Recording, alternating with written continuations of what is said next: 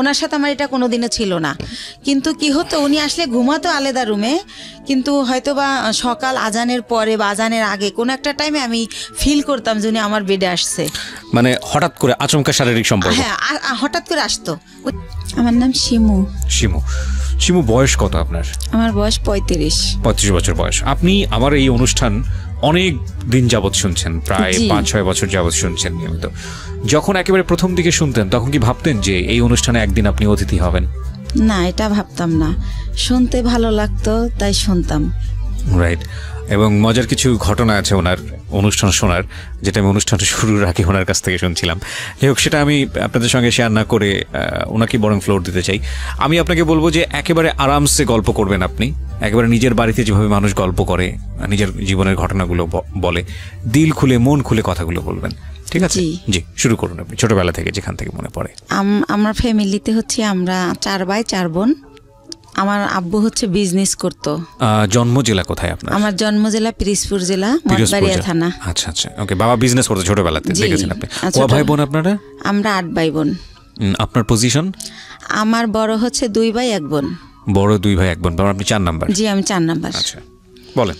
তো ছোটবেলা যেটা দেখতাম যে আব্বু বিজনেসের কারণে খুব একটা বাড়িতে থাকতো না, দেশের বাইরে বাইরে, মানে বাংলাদেশের মধ্যেই জেলায় জেলায় বলতে গেলে, বিশেষ করে একটুখানি ওনার বিজনেসটা বলি। ওই যে কাঠের বিজনেস ছিল, বড় বড় গাছ কেটে মানুষ দিয়ে কাটে আর কি, ওইগুলা টলার ভরে 4-5টা টলার 300 মণি 400 মণি ওইটা ঢাকায় নিয়ে আসা হতো। আচ্ছা, ঢাকায় আসা কাঠপট্টিতে ওটা দিত।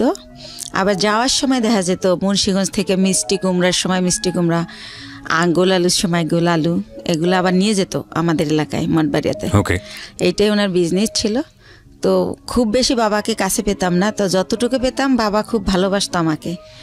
কিন্তু আমি জানি না কেন আমার মাঝে মাঝে মনে হতো যে আমি মনে হয় আমার আম্মুর মেয়ে না। আমার আম্মু আমি স্কুলে যাই সেটা চাইতো না। আমি সকালবেলা মাদ্রাসায় যেতাম পড়তে, আমার খুব ভালো লাগতো। আমার আম্মু সেটাও পছন্দ করতো না। কিন্তু আমার বড় যে ভাই বোন ছিল তারা ঠিকই স্কুলে যেত, পড়াশোনা করতো, তাদের জন্য বাসায় টিচার রেখে দেওয়া হতো। কিন্তু আমার বেলা সেটা হতো না। তো তারপরে আমি কিছু অফ করিনি, আমি সে মাদ্রাসায় যেতাম, আরবি পড়তাম, নামাজ পড়তাম। আমি 7 বছর বয়সের কথা বলতেছি, তখনই আমি নামাজ পড়ি। তারপরে পড়াশোনা করি। আমাদের বাড়িটা একটু বলি, আমার বাড়িটাকে সবাই বলে বড় বাড়ি, মানে খুব বংশীয় একটা পরিবার আমাদের। আমার এক দাদা ছিলেন কারিয়ানা পাস, সেজন্য সবাই বলতো কারি সাহেব ওনাকে, উনি চাচাতো দাদা। আর সে কারণেই আমাদের বাড়িতে একটা মসজিদ আছে। এই যে চ্যানেল আইতে রোজার সময় যে মসজিদের কারুকার্য দেখায়, সেখানে আমাদের মসজিদটা সারা বাংলাদেশের মধ্যে নাকি বিশ্বের মধ্যে, আমার এটা মনে নেই, পেপার আসছিল 10 নম্বর স্থান। এটা কি আপনাদের পারিবারিক মসজিদ? পারিবারিক মসজিদ, ছোট্ট একটা মসজিদ, বাট তার কারুকার্য আনকমন, অনেক আগের। সে কারণে এটা এভাবে হাইলাইট দেখানো হয়েছে। জি, তারপরে প্রাইমারি স্কুল আমাদের বাড়ির উপরেই। তো ওই স্কুলে আবার টিচার আমার ফুফুরাই, এরকম গভর্নমেন্ট স্কুল এটা। তো স্কুলে দেখা যেত আমি খুবই একটু মানে ছেলেদের মতো আমার চলাফেরাটা ছিল। যেমন অনেক টিফিনের সময় সবাই খাবার খেত, আমি কোন গাছে আমলকি হয়েছে, কোন গাছে এটা সেটা ফল পেরে আনতাম। তো এই জন্য স্যারদের খুব বকাও খাইতাম সবসময়। তো যাই হোক, এভাবে কাটে। তো ওই যে বললাম বাবাকে খুব কম পাই। তো একটা কথা মনে পড়ে বাবার, যে সে যখন যাইতো বাড়িতে ঢাকার থেকে, তো ওই কাপড়ের খুঁতি বলতো তখন, টাকা নেওয়ার জন্য আর কি, ওইটা ভরে টাকা নিয়ে যেত। আচ্ছা, তো এই টাকা আমাদের খাটের উপর ঢালতো, সবাই মিলে গুছাইতো আর কি, সাইজ করতো যে এটা এত নোট, এগুলো দেখতাম। তখন মনে হতো যে আমরা তো অনেক বড় লোক, আমার বাবার এত টাকা, কত টাকা হবে এটা তো বুঝতাম না, ছোট মানুষ আমি। আচ্ছা, তো এরকম। আর আমার বাবা বংশের বড় ছেলে, সেই সুবাদে তারে সবাই বড় মিয়া বলে ডাকে। আচ্ছা, তো সেই সুবাদে আমরাও খুবই সম্মান পাই, বাইরে বের হলে সবাই খুব স্নেহ করে যে বড় মেয়ের মেয়েটা। তো এরকম। তো এর মধ্যে মধ্যে আমি যখন ক্লাস 5-এ, তখন আমার বরাপুর বিয়ে হয়ে যায়। তারপরে হচ্ছে আমি যখন ক্লাস 7-এ পড়ি, তখন একদিন আমি স্কুল থেকে এসে দেখি যে বাসায় কয়েকজন লোক লোক ড্রয়িং রুমে বসা, টুপি টুপি পরা। তখন আমার বড় বোন আমার কাছে একটা পেপারস নিয়ে যায় যে এখানে একটা সই দে। তো আমি বলি রে কিসের সই, ওনারা কারা? তো বলে সই দিতে বলছি, সই দে, তোরা তো কিছু জানি না, লাভ আছে। আমাকে তাদের সামনেও নেয়নি, ঘরেই আমার বোন কাগজটা নিয়ে যায়। তখন আমি সই দিই। কিছুদিন পরে আমি শুনি যে আমার বিয়ে হয়ে গেছে। বিয়ে কি বা পুরো মানে ওই ছেলেটাও এখানে আসে নাই। তো কার সাথে বিয়ে হয়েছে কি আমি কিছুই জানতাম না। যেটা হয় এলাকায় এটা ছড়াই যায় যে আমার বিয়ে হয়েছে। স্কুলে গেলে সবাই বলে এই তোর নাকি বিয়ে হয়ে গেছে। তো বিয়ে কি এটাই তো আমি জানি না। তো আমি বলি যে কি বিয়ে হয়ে গেছে, কার সাথে বিয়ে হয়েছে, বিয়ে কেমনে হয়? বরাবর তো দেখছি দুলাভাইয়ের সাথে বিয়ে হয়েছে, তো আমি তো এরকম দেখি নাই কিছু। তো এভাবে বলি। তো একটা সময় আমি আমার আম্মুকে অনেক একটু রাগ করেই বলি যে আমার নাকি বিয়ে দিয়ে দিছো, সবাই বলে, এখন আমি আর স্কুলে যেতে পারি না, আমার লজ্জা করে, জিজ্ঞেস করে তোর জামাই কেমন এই সেই। তো আম্মু বলে যে এত কথার দরকার নাই, বিয়ে হয়েছে কিনা সময় হলে বুঝাই বলবো। তখন আপনি কোন ক্লাসে পড়েন? ক্লাস 7-এ উঠছি। ক্লাস 7-এ পড়েন, আচ্ছা। ছোটবেলা। তো এটা আপনাকে কিছুই বলা হয়নি, শুধু বলছে সিগনেচার করো? এরকম কিছুই হয় না, শুধু সিগনেচার। ধর্মীয় বিধান মতে এটা বিয়ে না, মানে আপনারা যদি বিয়েটাকে যদি আপনারা ধর্মীয় বিধানের জায়গা থেকে বলেন, আমাদের ধর্ম অনুসারে এটা বিয়ে হয়নি। এটা আমি ক্ষুদ্র জ্ঞানে বলছি, কিন্তু এটার মধ্যে যদি কোনো সীমাবদ্ধতা থাকে সেটার জন্য আমি ক্ষমা চেয়ে নিচ্ছি। বিশেষ করে এটার ব্যাপারে ভালো বলতে পারবেন যারা ইসলামী স্কলার তারা। আর রিলিজিয়নের জায়গার বাইরে এসে যদি আমরা লিগ্যাল জায়গা থেকে বলি তাহলে এটা একটা মারাত্মক রকমের অন্যায়, এবং লিগ্যাল জায়গা থেকে তো এটা বিয়ে হওয়ার প্রশ্নই ওঠে না। তো সেই জায়গাটা থেকে মেয়েটা যদি ক্লেইম করে যে আমার সাথে এরকম আচরণ করা হয়েছে, তাহলে পরিবারের প্রত্যেকটা সদস্য ফেঁসে যাবেন, আইনগতভাবে ফেঁসে যাবেন। এবং এই কথাগুলো আমি এই কারণেই বলছি যে বাংলাদেশের এখনও এই ধরনের ঘটনা ঘটে। প্লিজ এইসব জায়গা থেকে সাবধান থাকবেন। জি বলুন। তারপরে আম্মু তো এটার আমার কোনো ব্যাখ্যা দিত না। তো যখন আমার আব্বুকে আমি জিজ্ঞেস করি যে আব্বু বউ সাজে, শাড়ি পরে, 2জন বর বউ থাকে, তারপরে বিয়ে হয়, তো আমার বলে বিয়ে হয়েছে, তো কই এগুলো তো কিছু করেন নাই। তখন আব্বু বলে যে নাবালক যদি হয় মেয়ে, সেই ক্ষেত্রে গার্জিয়ানরাই সব, তুমি তো নাবালক, সেজন্য তোমার এগুলো হয়নি, বড় হও তখন এরকমভাবে আবার অনুষ্ঠান করবো আমরা। তো এতটুকুই জানা হয়। তো এর মধ্যে কি হয় যে আমি যখন ক্লাস 8-এ, তখন ওই লোকের আর কি ভাই হচ্ছে চেল্লায় আসে ঢাকাতে। তো আসলে আমাকে নিয়ে যাবে ওদের দেশে। তখন যখন কোন লোকের ভাই এটা? ওই আমার হাজবেন্ডের ভাই। হাজবেন্ডের নাম কি ছিল? হাজবেন্ডের নাম ছিল জাহিদ। আচ্ছা, তো জাহিদের ভাই মানে আপনার ভাসুর? জি, আমার ভাসুর। আচ্ছা। তো উনি আর কি আসে ঢাকাতে, তো আমাকে নিয়ে যাব না সাথে। তো আমার আবার একটা অভ্যাস ছিল, এটা ভুলে গেছি বলতে, যে ছোটবেলা খুব বেড়ানের শখ, কেউ গেলেই তার পিছে পিছে চলে যেতাম। আব্বু কোথাও যেতে নিলে আব্বুর পিছে, হয়তো খালি গায়ে আমি, কিন্তু দৌড় দিতাম যে আমার নিয়ে যাও। তো শুনলাম একটা দেশে যাব, নতুন একটা দেশ, ওদের বাড়ি পাবনা জেলাতে। তো আমি খুব খুশি, তো ওনার সাথে গেলাম। তো যাওয়ার পরে গ্রামে যেটা হয়, সবাই শুনছে যে আমি জাহিদের ওয়াইফ। তখন সবাই বলে যে মেয়ে, এত সুন্দর একটা মেয়ে, ওই সময় তো ছোট ছিলাম, সুন্দর ছিলাম, তো এত সুন্দর একটা মেয়ে পাগলটার সাথে কিভাবে দিল এর বাবা মা। আবার মেয়েটার একাই পাঠাই দিয়েছে, কেউ আসে নাই। কিন্তু পাঠাইছে অন্য সেন্সে, এটা আমার বাবার ফ্রেন্ডের বাড়ি, ওই সেন্সে পাঠাইছে। কিন্তু লোকজন সবাই জানে যে বউ হিসেবে আসছে, এটা জানছে গ্রামের মানুষ। তো এভাবে বলে, আমি তো সেম পুকুরে ডুবাচ্ছি, দৌড়াচ্ছি, শ্বশুর বাড়ি তো ওইরকম বুঝতেছি না। তো ওনারা মা ডাকতে হবে, তো সেইভাবে আগে আন্টি ডাকতাম, এখন মা ডাকি শাশুড়িকে। ওটা বলে দিয়েছে যে ওনাকে মা ডাকবা? হ্যাঁ, বলে দিয়েছে। আমার আম্মু বইলা দিয়েছে ঢাকা থেকে, তুমি আগে যখন আসতো তোমার আঙ্কেলের ওয়াইফ আন্টি বলতা, আঙ্কেল বলতা, এখন বাবা আর মা বলবা। তো আপনি জিজ্ঞেস করেননি বাবা মা কেন বলবো? ওই যে বিয়ে হয়েছে তার ছেলের সাথে। না, কিন্তু সেটা তো আপনি তখনও জানেন না। জানি বলতে, সে তো মুখে বলতো যে বিয়ে হয়েছে। ও আচ্ছা আচ্ছা। আপনিও প্রশ্ন করেননি যে ঠিক আছে বিয়ে মানে বিয়ে? ওকে, তো আমি আসলে ভাইয়া জানতো না, বুঝতেন না। জি, রাইট। তো তারপরে হচ্ছে আমি আমার শাশুড়িকে জিজ্ঞেস করি যে মা, সবাই যে বলে যে পাগলের কাছে বিয়ে দিছে, পাগলকে?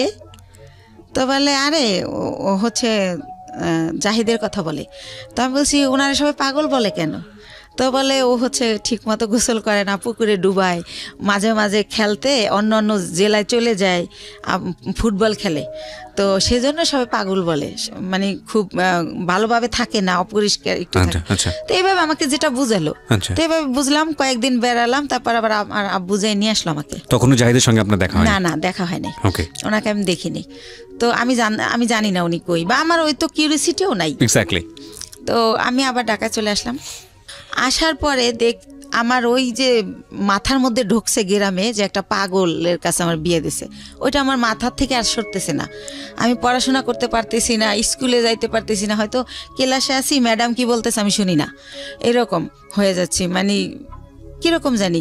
তো তখন এরকম হওয়াতে আমার আম্মু আব্বুকে বললো যে ইয়ে হয়েছে, ওদেরকে একটা বাসা টাসা ভাড়া নিয়ে আলাদা করে দাও, তোমার মেয়ে শুধু প্রশ্ন করে, পড়ালেখা করতে চায় না। আমার নাকি আমার আম্মুর নাকি ক্লাস 5-এ বিয়ে হয়েছিল, আমার আব্বু বড় টড়ো করে তারে সংসার করছে। তো আমার আম্মু বলতেছে আমারও তো ক্লাস 5-এ বিয়ে হয়েছে, কই আমি তো তোর মতো করিনি, তুই তো আমার চেয়ে বড়, তুই তো 7-এ পড়িস। তো এরকম আমার ব্যাপারগুলো কেমন জানি লাগে, আমি কি করব বুঝতে পারি না, কার সাথে শেয়ার করব তাও বুঝতে পারি না। তো একটা সময় কি করে আমার আম্মু যে হাজব্যান্ড বুঝানোর জন্য নাকি আমি জানি না, আমারে একটা বাসা ভাড়া করে দেয়। ওখানে আমি ক্লাস 8-এ বাসা ভাড়া করে ফার্নিচার দিয়ে ওনার সাথে আমারে দেয়, উনি আনে। এই প্রথম ওনাকে আমি দেখি, একটা অনুষ্ঠানও করে ঘরোয়াভাবে নিজেদের আত্মীয় স্বজনের করে, ওই বাসাটা আমারে দেয়। মৌলবি পড়ে যে মৌলবি এনে যে কবুল বলতে হয় সেটা করিয়েছে আপনাকে? না। Very interesting. ওকে। তো তারপরে যেটা হলো, ওই দিন যেদিন অনুষ্ঠান করলো সেদিনও মিলাদের মতো করে করলো, হুজুর টুজুর ছিল ওনারা। তো যাই হোক, আর উনি পাগলটা ছিল কি পরে যেটা জানি গল্পে চলে আসবে, উনি সবসময় এরকম না, 24 আওয়ার্স এরকম তা না। তো উনি সকালে, আমি তো আম্মু বলছে সকালে রান্না করতে, তো রান্না করতে পারি না, তাও ডাল চাল মিলে একটু খিচুড়ির মতো করলাম। তো উনি খেয়ে অফিসে চলে গেল ওই গার্মেন্টসে। তারপরে এভাবেই করে, সে বাসায় আসে, খাওয়া দাওয়া করে, আমার সাথে তেমন কোনো কথা বলে না। এরকম পরের রাতে আবার দেখলাম কি, আমার একটা ছবির অ্যালবাম ছিল ফ্রেন্ডদের সাথে, কাজিনদের সাথে, ওইটা উনি টেনে টেনে ছেড়ে, তো ওই কাগজ ছেড়লে একটা আওয়াজ হয়, তো আমি ঘুমাই পড়ি কিন্তু ওই আওয়াজে জেগে যাই। তখন আমি বলি যে আপনি এগুলো ছেড়েন কেন, কি হয়েছে আপনার? এটা বলতেই সে আমাকে একটা চর মারে যে তুমি ছেলেদের সাথে ছবি তুলছো কেন, ছেলে মানে আমার কাজিনরা। আচ্ছা আচ্ছা। তখন আমি বলি তো কি হয়েছে, ও তো আমার খালাতো ভাই, আর আমরা তো একই বয়সের, একসাথে পড়াশোনা করছি, আমাদের বাসা থেকে পড়াশোনা করছে, তাই আপনি এমন করেন কেন, আপনি কি পাগল? আমি রাগ করে বলে ফেলি। তখন আমি ঠিক করি যে এর সাথে তো থাকা যাবে না, এভাবে কিভাবে থাকবো। তো ওই দিন রাত এভাবে কাটে, আমি সকালবেলা বাড়ি চলে যাই, গিয়ে আমার আম্মুকে বললে আমার আম্মু বলে তুমি বেশি চালাক, তোমাকে কে দেছে এই বুদ্ধি, কিসের পাগল, পাগল হলেও চাকরি করে কেমনে? হ্যাঁ, তো আমার সাথে সেই টর্চার শুরু হয়ে যায়, এরকম করে কি করব। তো আমি বলি যাই হোক আমি আর ওই বাড়িতে যাবো না, তো এইভাবে থাকি। তারপরে আমি ঠিক করি যে আমার কিছু একটা করতে হবে, আমি এই বাসায় থাকবো না, ওই বাসায় থাকবো না।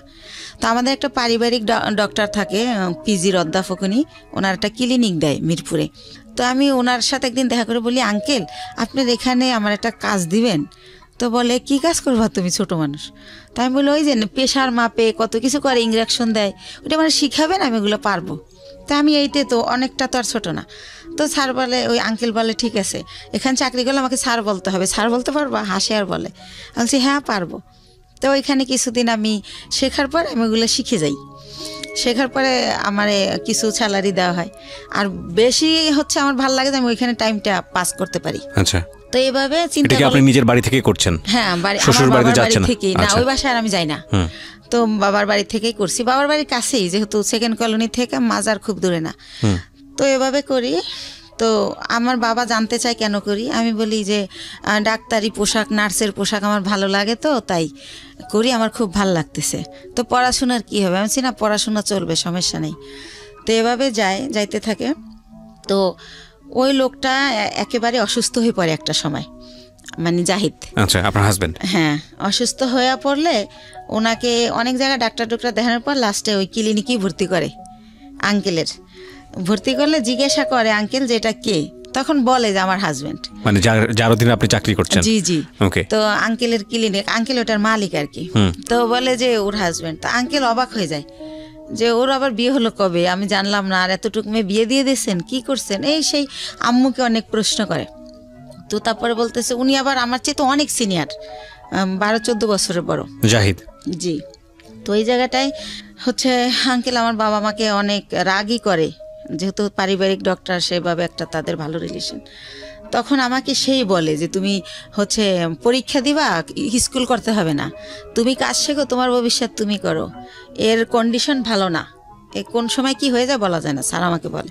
আচ্ছা। তখন আমি স্যার ডাকা শুরু করি যখন আমি ওখানে জব শুরু করি। তো তারপরে যেটা হয় যে আমার আব্বু ওনাকে ভারতে নিয়ে যায় ট্রিটমেন্টের জন্য, যেহেতু আমাকে বিয়ে দিয়ে ফেলছে। আর আমাদের ফ্যামিলিতে 2 বিয়েটা অ্যালাউ করা হয় না, বা ডিভোর্স এটা অ্যালাউ করতে পারে না। ওই যে বললাম আমার দাদা কারিয়ানা পাস। জি। তো ওইখানে গেলে ওনার ধরা পড়ে যে ওনার বুকের একটা হাড় ভাঙা, ওনার এই মাথার কিছু রক, ছোট ছোট রক ড্যামেজ। তো এইভাবে অনেক কিছুই ধরা পড়ে যায় বাবার কাছে। তো বাবা আয়সা যখন আমার শ্বশুরের মধ্যে মারা যায়, তো শাশুড়িকে প্রশ্ন করে যে আপনার ছেলে এত দিক দিয়ে ড্যামেজ, তারপর আমার মেয়েটাকে কেন নিলেন? আমার এত সুন্দর মেয়েটা হরিণের মতো দৌড়াতো, সেই মেয়েটাকে এরকম করেন, এখন কি করব আমি? আর ওখানে ডক্টর বলেই দিয়েছে যে এ সম্পূর্ণ সুস্থ হবে না, কিছুদিন ভালো থাকবে, আবার এটা হবেই, এটা সম্পূর্ণ সুস্থ হওয়ার মতো না। আচ্ছা। তো এভাবে নিয়ে আসে। তো এগুলো যখন আম্মুকে আমার আব্বু বলে চাকরি নেই, তো এতে মধ্যে আমি ক্লাস 9-এ উঠি। তো আমি চাকরি নেই কোয়ালিটি হিসাবে। তো আল্লাহ রহমতে আমার হয়তো আউট নলেজ একটু ভালো। আমি অনেক 3 মাসের মধ্যে আমি যখন ঢুকি আমার 8,000 টাকা স্যালারি ধরে। 3 মাস পরে আমার স্যালারি 15,000 হয়ে যায়। আমার একটা লাইনের দায়িত্ব দিয়ে দেয়, লাইন শিপ বলে ওটাকে। তো এভাবে ও জব করে, আমিও জব করতে থাকি। তো ভালো এরকম। তো ওই মালিক ওইখানে আবার 3 বাইর গার্মেন্টস। তো 3 ছাড়ই হচ্ছে আমারে এত ভালো জানে যে এক স্যার যখন আসবে না, অন্য স্যার কি করে আমি জানি বলি, এভাবে আমাকে করে আর কি, যে তুমি আমাদেরকে বলবা। তো এভাবে স্যাররা আমার এক্সট্রা কিছু টাকা দেয়, এমনিতেই, আমি চাই না, দেয়। আর আমি খুব কর্মঠ, খুব মন দিয়ে কাজ করি, এটা তাদের চোখে পড়ে। বা ডে বাই ডে আমি এত ইমপ্রুভ করি যে যারা 3 বছর চাকরি করে এত উন্নতি করে নাই। তো এভাবে স্যাররা খুবই ভালোবাসে আমাকে। তো এর মধ্যেই হচ্ছে আমার বেতন মোটামুটি 20,000-এর উপরে হয়ে যায়, এই এক্সট্রা টাকা নিয়ে, ওভার টাইম নিয়ে। এর মধ্যে ওই লোকটা আবার অসুস্থ হয়ে যায়, এমন অসুস্থ যে একদম হলুদ হয়ে যায়, একদম খারাপ অবস্থা হয়ে যায়। তো তখন আমার বাড়িতে নিয়ে যায় ওই মিরপুরে, নিয়ে আমার মা বোনেরা লতা পাতা জন্ডিস হিসাবে রস করে খাওয়ানো, ডাক্তার দেখানো, এগুলো করতে থাকে। এর মধ্যে ওই লোকের 3 মাস পর্যন্ত আমার কারণে মালিকে বেতন দেয় এমনি। আচ্ছা। যেহেতু আমারে ভালো জানে তারা মেয়ের মতো, সে কারণে বেতন দেয়। ওই লোককে মানে আপনার হাজবেন্ড? আমার হাজবেন্ড একই গার্মেন্টসে কাজ করতো? জি, একই গার্মেন্টসে কাজ করি। ওকে। এই যে আরো কিছু ওনার কিছু সিমটম ছিল। রাতের বেলা হঠাৎ করে মানে আমি ঘুমের মধ্যে দেখতাম কি সে মানে ভৌতিকভাবে আমার দিকে তাকায় আছে। ঘুমের থেকে উঠে, মানে ওনার দাঁতগুলো খুব বড় বড় ছিল, আর ওনার হচ্ছে উনি অনেক চেকন ছিল, অনেক লম্বা ছিল। তো উনি যখন খালি গায়ে এরকম করতো মনে হতো ভূত। তো আমি খুব ভয় পেতাম।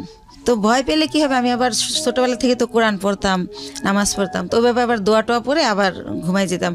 যেহেতু আমার অফিসটা ছিল সকাল 8টা থেকে রাতের 10টা পর্যন্ত, তো অনেক হার্ডওয়ার্ক করা হতো, রাতে খুব ক্লান্ত থাকতাম।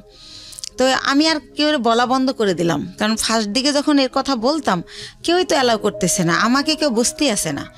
তো যাই হোক, এভাবে হয় আমার হচ্ছে। এভাবে চাকরি করতে করতে 2001 সালে আমি হচ্ছে 2000-এর শেষের দিকে আমি কনসেপ্ট করি, অফিসে মাথা ঘুরে পড়ে যাই। তখন আমারে হচ্ছে পরীক্ষা নিরীক্ষা করে ডাক্তারের কাছে নিয়ে দেখে যে আমার বাচ্চা পেটে। জি। তো বাচ্চা পেটে দেখলেও আমি অসুস্থ, ওষুধ খাচ্ছি, রেস্ট, যখন মাথা ঘুরে যায় নামাজের রুমে রেস্ট নিচ্ছি, যেহেতু স্যাররা আমার ভালো জানে। তো সেভাবে আমি আমার জবটা চালিয়ে যাই। তো যখন 6 মাস হয়ে যায় তখন আমি আর পারি না, নিজের সাথে আর যুদ্ধ করতে পারি না, তখন আমি জবটা ছেড়ে দেই। তো এর মধ্যে আমার মোটামুটি বেশ কিছু টাকা সঞ্চয় হয়ে যায়। তো জবটা ছেড়ে দেওয়ার পর আমার বেবিটা যখন হয় 2001 সালের মানে জানুয়ারি মাসের 31 তারিখ রাত 12:30টায় হয় আমার ছেলেটা। সেখানেও বলি, আমাকে যখন একটা প্রাইভেট ক্লিনিকে নেয়, অন্য লোকে নেয়, আমার হাজব্যান্ড নেয় না। আর আমি যে প্রেগনেন্ট, এই সময়টা আমার মার আমাকে একটু সময় দেওয়া উচিত, আমার কাছে থাকা উচিত, কিন্তু আমার মা সেটা করে না। তো সে কারণে আমি ওই ভাড়া বাসায় থাকি, মার কাছে আর থাকি না। তো আমি যখন আমারে অন্য মানে ভাড়াটিয়ারা নিয়ে যায় একটা ক্লিনিকে, সেখান থেকে আমার অবস্থা খারাপ দেখে, যেহেতু আমার বয়স কম, সেজন্য আমার অবস্থা খারাপ হয়ে যায়, বা আমার খাওয়া দাওয়া হয় না ভালো। তো আমার ঢাকা মেডিকেল নিলে তখন ডক্টররা বলে যে ইমিডিয়েটলি সিজার করতে হবে, না হলে বাচ্চা মা কাউকে বাঁচানো যাবে না। তো সিজার করবে, হাজব্যান্ডের সিগনেচার লাগবে। এখন হাজব্যান্ড কোথায়? তখন উনি আবার ওই অসুস্থ থেকে সুস্থ হয়ে মোটামুটি অফিসে আবার যায়, ওই কোম্পানি আবার অফিসটা পুরান ঢাকায় নিয়ে যায়, সেখানে উনি জব করে। তো ওনাকে বারবার বলা হয় যে আপনি আসেন, আপনার সিগনেচার ছাড়া অপারেশন হবে না। বলে কেউ একজন দিয়ে দিলেই হয়, আমি যাব না, সে আর যাই না। তো এক পর্যায়ে আমার যে এক ভাইয়া, ওই যে বললাম যে আগে জব করতাম একসাথে, ওই ভাইয়াটা হাজব্যান্ডের জায়গায় সিগনেচার করে। তো আমার সিজারে আমার ছেলেটা হয়, আপনার ছবি দেখাবো না, আমি নিয়ে আসছি মাশাল্লাহ। তো আমার ছেলেটা ডক্টর হচ্ছে এভাবে পা ধরে ঝুলায় বেডে গিয়া, যখন আমার বেডে দেওয়া হয়, আমার যখন সেন্স ফেরে, তখন বলে যে আপনার ছেলেটা অনেক মেধাবী হবে, আমি এত বছর এই জবে আছি, এরকম খুবই কিউট, খুবই স্বাস্থ্যসম্মত হয় বেবিটা, তো ওরে ডাক্তারি পড়াবেন, আমার রিকোয়েস্ট রইলো, এভাবে বলে কথা বলতে বলতে। তো হসপিটালে আমি 10 দিন থাকি, ওখানে রাখা হয় 7 দিন, কিন্তু যেহেতু আমি ছোট, তার মধ্যে সিজার হয়, এই জন্য 10 দিন রাখে। তো এর মধ্যে কি হয়, আমার মা যেদিন আমার সিজার হয় তার পরের দিন আমার মার বাসার একটা কাজের মেয়েকে পাঠিয়ে দেয়, কিন্তু আমার মা যায় না। তো কাজের মেয়েকে জিজ্ঞেস করি, লাখি আম্মু আসলো না? বলে যে তার শরীর ভালো না, জ্বর। তো লাখি আমার সাথে থাকে হসপিটালে। আর একটা বুয়া, বাচ্চার বয়স কত? না, আমার বাচ্চা তো মাত্র হলো, আমি হসপিটালে। ওকে, ঠিক আছে। তো আমার হসপিটালে তো একটা, আমি তো সিজারের, আমি তো বাচ্চার কিছু করতে পারবো না, সেজন্য এই খবর পেয়ে আমার মা লাখিকে পাঠায়, কিন্তু মা যায় না। তো 10 দিন পর আমার এই লাখি সহই আমার বাড়িতে নিয়ে যায়, আমার বাসায় নিয়ে যায়। তারপর আমার মা দেখতে আসে আমাকে। তখন আমি অনেক কান্না করে জিজ্ঞেস করি যে মা, তুমি কি সত্যি আমার মা? আমি হসপিটালে রইলাম, এত কষ্ট করলাম, তুমি আমার দেখতে আসলা না, এখন আসছো কেন? কয় আয়শা কি অন্যায় করে ফেলছি, একটু পরেই চলে যাব, আসছি তোমার বাচ্চার চুল কামাইতে হবে তাই। তো আমি তো বুঝি না চুল কামাইতে হয় বা কিছু একটা। তো উনি আমার বাচ্চার চুল কামায়, ওই দিন থাকে, তারপরের দিন আবার চলে যায়। তো এর মধ্যে আমার ওই যে ভাইয়াটা যে সিগনেচার দিছিল, সেই ভাইয়াটা আমার বেবিটাকে দেখতে আসে। আসার পরে আমি ওনার সাথে শেয়ার করি যে ভাইয়া, আমি তো এখন জব করতে পারবো না, জব করলে আমার বাচ্চা কার কাছে রাখবো? তাহলে আমার তো কিছু টাকা আছে, আপনি কি আমার টাকাটা নিয়ে কোনো ব্যবসা করতে পারেন, এরকম যে আপনিও ব্যবসাটা করলেন, আমারে কিছু দিলেন যাতে আমি চলতে পারি বাচ্চা নিয়ে। তো উনি আমার সবই জানে, আমার কষ্টের কথা। তো বলে আচ্ছা দেখা যাক কী করা যায়। তো উনি আবার 1 সপ্তাহ পরে আয়সা বলে, শিমু একটা ব্যবসা খুঁজে বের করছি। কি? এক্সেসরিজ ব্যবসা, গার্মেন্টসের মাল কিনে আমরা গার্মেন্টসে দিব। তো আমি তো বুঝি না এক্সেসরিজটা। তো উনি আমার বুঝাই বলে যে পলিথিন, কার্টন, লেবেল, হ্যান্ডটেক, এইসব। তো কত টাকা লাগবে ভাইয়া? তো বলে তোর কাছে কত টাকা আছে সেটা বল। তাই আমি বলি আমার কাছে মনে হয় 60-70 হাজার টাকা আছে, এটা হবে? তো বলে যে হ্যাঁ, এটা দিয়েই শুরু করি, প্রথম দেখি কি হয়। তো আল্লাহ রহমতে উনি শুরু করলে প্রায় আমার খরচও চালায়। এরপরে উনি 6 মাস পরে বলে যে প্রায় আমাদের পুঁজি হয়ে গেছে 3 লাখ টাকার মতো 6 মাসের মধ্যে। তো অনেক ভালো লাভ। তো তখন বলে যে আরও টাকা ইনভেস্ট করলে ভালো হতো।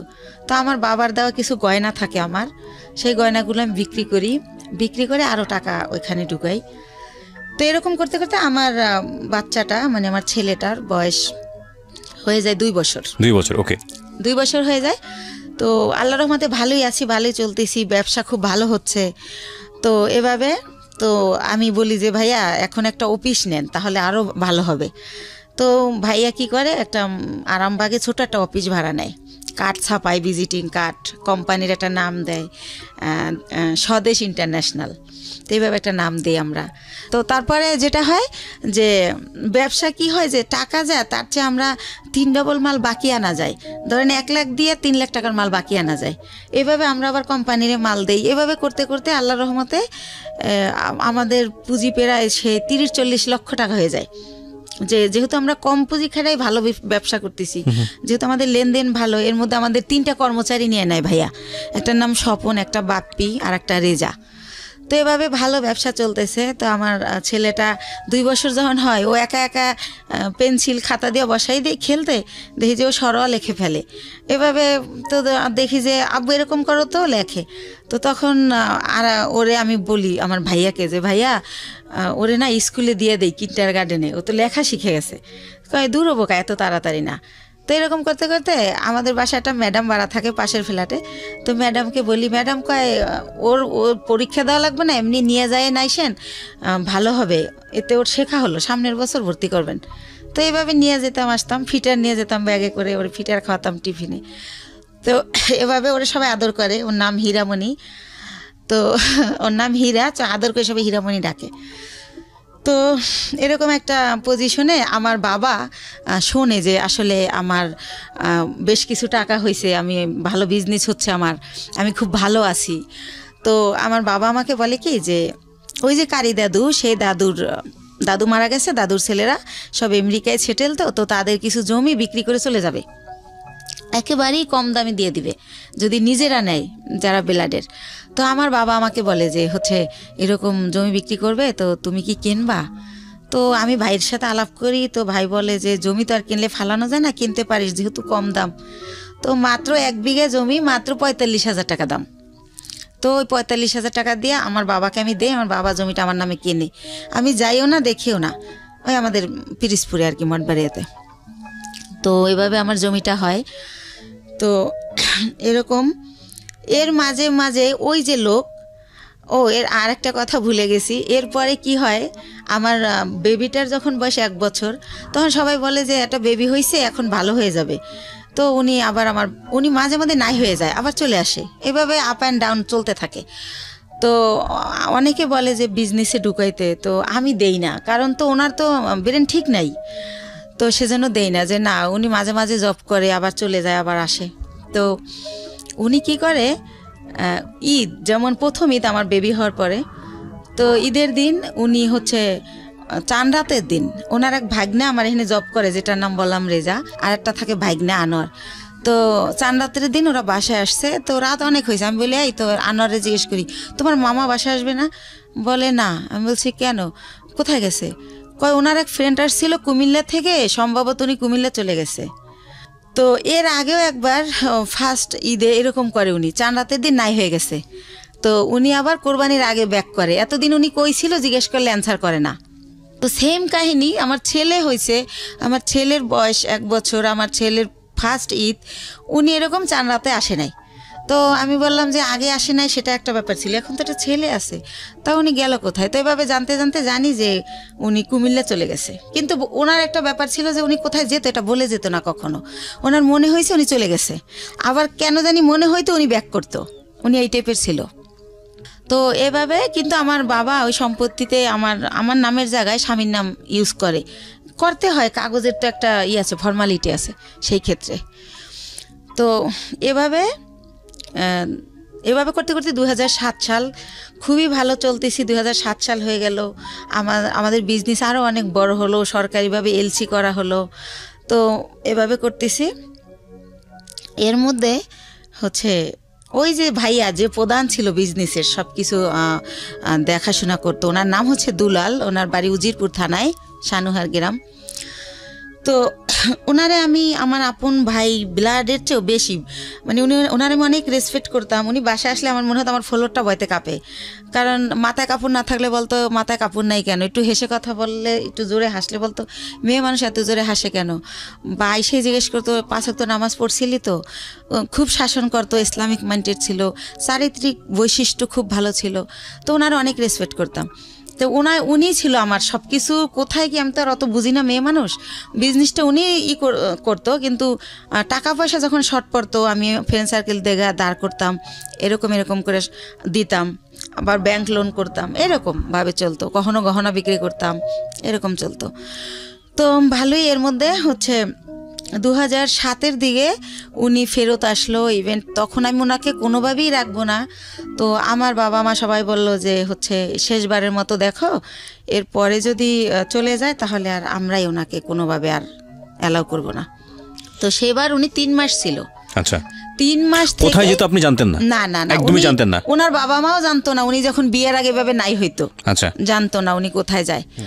তো যখন হচ্ছে 3 মাস ছিল, এবার 3 মাস থাকার পরে উনি আবার নাই হয়ে চলে যায়। তো তারপরে হচ্ছে কি, উনি যখন চলে যায় এই 3 মাস থেকে, এই লাস্ট ওনার পাটার আসবে না, এরপর আমি অন্য ইয়েতে যাব। তো উনি যখন চলে যায় তখন আমার আবার বেবি পেটে চলে আসে, সেকেন্ড বেবি। কিন্তু একটা কথা ভাইয়া বলে রাখি, মানে হাজব্যান্ড ওয়াইফ এক জায়গায় যাওয়া, হাজব্যান্ড ওয়াইফ কথা বলা, একসাথে খাওয়া, ওনার সাথে আমার এটা কোনোদিনও ছিল না। কিন্তু কি হতো, উনি আসলে ঘুমাতো আলাদা রুমে, কিন্তু হয়তো বা সকাল আজানের পরে বা আজানের আগে কোনো একটা টাইমে আমি ফিল করতাম যে উনি আমার বেডে আসছে। মানে হঠাৎ করে আচমকা শারীরিক সম্পর্ক? হ্যাঁ, হঠাৎ করে আসতো, উনি আমার সাথে ঘুমাতো না, আসতো, আমি টের পাইতাম। অনেক সময় আমি এমনও হয়েছে যে ওনাকে আমি মেরেছি, কারণ তুমি কেন আসলে? আমি ঘুমাইছি, বাচ্চাকে ঘুম পাড়িয়ে বা আমার শরীর খারাপ, হঠাৎ করে ঘুমের মধ্যে, তো আমার খারাপ লাগতো, আমি ধাক্কা টাক্কা দিতাম এভাবে। তো এভাবে উনি এই ওনার সাথে আমার রিলেশনটা শারীরিক যেটা বলেন এতটুকুই ছিল, এর বাইরে কিছু ছিল না, ভালো মন্দ কোনো কথা বলা ছিল না, কোনো দিনও ছিল না এটা। জি, সেকেন্ড বেবি আসলো। হ্যাঁ, সেকেন্ড বেবি আসলো। তো এখন আমি তো সেকেন্ড বেবি নেব না, কারণ আমি ফার্স্ট বেবির কারণেই আমি আমার জবটা ছেড়ে দিয়েছি, বিজনেসটাও মানুষ করতেছে। সেই ফার্স্ট বেবিরে আমি স্কুলে নিয়ে যাচ্ছি, আনতেছি, ওরে গান আবৃত্তি অভিনয় শেখাচ্ছি, বিভিন্ন সাবজেক্টে দিচ্ছি যে ও ভালো কিছু করবে। ও ছোটোবেলা দিয়ে একা একা আসিফের গান করে 3 বছর বয়সে, তখন আর আমি 4 বছর বয়সে গানের স্কুলে দিয়ে দিই, গ্যান্ডারিয়া কিশালয় কচিকাচার মেলা, খুব ভালো একটা স্কুল ওটা, সাংস্কৃতিক। তো যাই হোক, ওরে নিয়ে আমি খুব বিজি, আমি তো বেবি নেব না। তো এখন বেবি মানে নষ্ট করার জন্য অনেক জায়গায় যাই, কেউ নষ্ট করতে পারে না, নষ্ট করে না, যে আপনার সিজারের বেবি এমআর করলে আপনার ইনফেকশন হতে পারে, বিভিন্ন রকম ভয় দেখায়। তো তারপরে আমি হোমিও কিছু ওষুধ খাই, কেউ বলে কাঁচা আনারস খেলে নষ্ট হবে। তো যাই হোক, কোনোভাবে আমার বেবিটা নষ্ট হয় না, থেকেই যায়। থেকে যাওয়ার পরে ঠিক আছে, সেকেন্ড বেবি পেটে। তো এভাবে সেকেন্ড বেবিটা হয় 8 দিনে। ওই টাইমটাতে আমি অনেক অসুস্থ থাকি, এতটা অসুস্থ, 8 দিনে আমার 2 মাস থাকতে হয় হসপিটালে। তো ওই টাইমটাতে 2 মাস আমি যখন থাকি, ওই যে আমার ভাইয়া, সে আমার ব্যবসার টাকা দিয়ে তার ভাইকে বিয়ে করায়, তার বোনকে বিয়ে দেয়, এরকম করতে করতে আমি, আমার কর্মচারী যারা, তারা আমাকে জানায় যে ম্যাডাম আপনার কিন্তু ঘরের ইন্দুরে বান কাটতেছে, আপনি কিন্তু শেষ হয়ে যাচ্ছে সব, টেরও পান না আপনি। তো আমি বুঝি না, ইনডাইরেক্টলি বলা এত কথা আমি বুঝি না। এই ভাইটা কে ছিল আপনার? ওই যে আমার যে বিজনেস করতো, টাকাগুলো আমি দিতাম, বাট সে বিজনেসটা আপন ভাই তো না? না না। তাহলে উনি আমাকে বোন ডাকছিল, আর আমার বড় ভাইয়ের নামে ওনার নাম, ওকে, সেই সুবাদে ওনার আমি ভাই বলি। ঠিক আছে।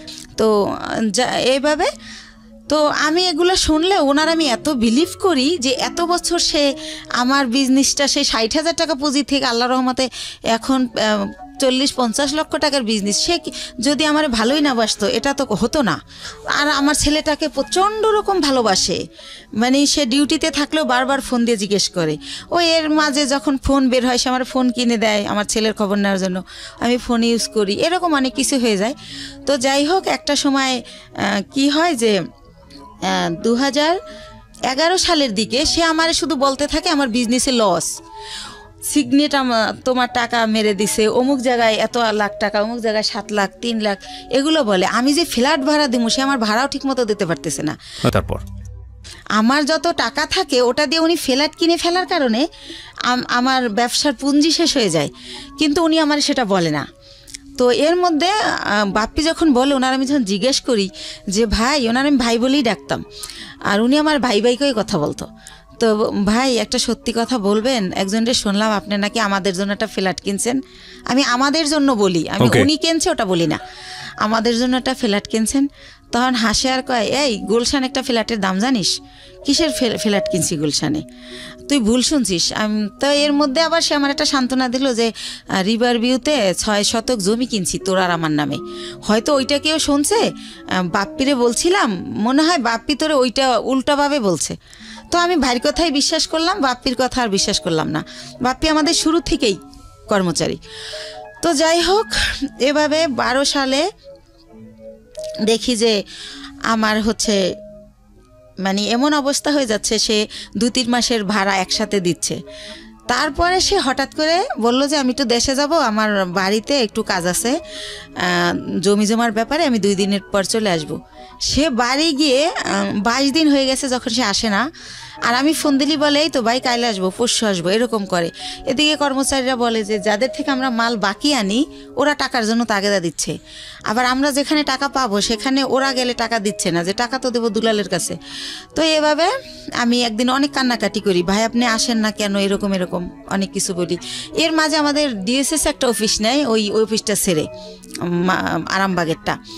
তো আরামবাগেরটা আমি চিনতাম, ডিএসএস অফিস আমি কোনো দিন আসি নাই, কারণ যেহেতু ছেলেদের কাজ কারবার সবাই পুরুষ মানুষ, ভাই চাইতো না যে আমি আসি, তো আমি আসতাম না।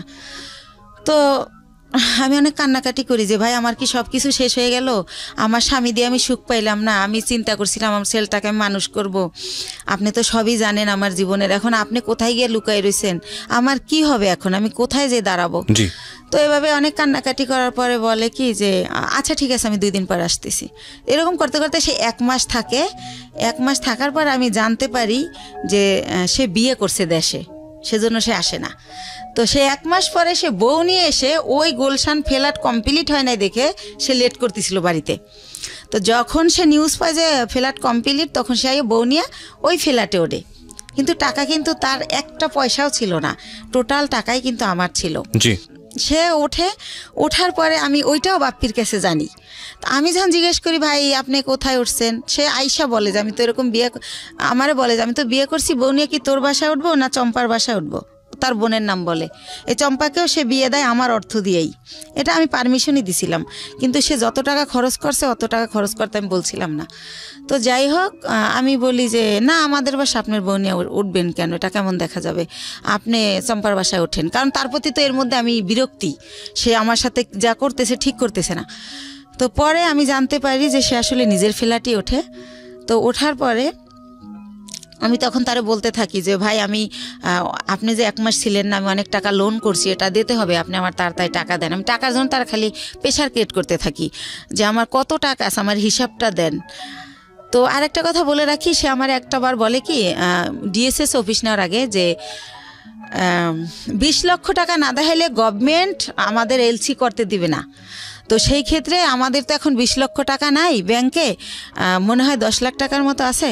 তো ব্যাংকে এসিয়াতে চম্পার একটা অ্যাকাউন্ট আছে, ওর 10 লাখ টাকা আছে। তা আমাদের টাকাটা ওর অ্যাকাউন্টে ওরে দিয়ে জমা দেওয়াই, তাহলে 20 লাখ টাকা দেখাইলে আমাদের এলসি দিবে, তাহলে আমাদের ব্যবসাটা অনেক বড় হবে, আমাদের খুব রিসেন্টলি তোদের আমি ঢাকায় ফ্ল্যাট কিনে দেবো, এইভাবে বলে। তো বলার পরে আমি আমার নামে থাকে ওই যে 10 লাখ টাকা থাকে ওটা আমার নামে থাকে। তো ওইটা আমি উঠাই দেই, দিলে ওইটা উনি চম্পার অ্যাকাউন্টে দেয়, উনিও হয়তো শুনবে এটা। তো দেওয়ার পরে দেখেন আমার টাকাটা চম্পার হয়ে গেল।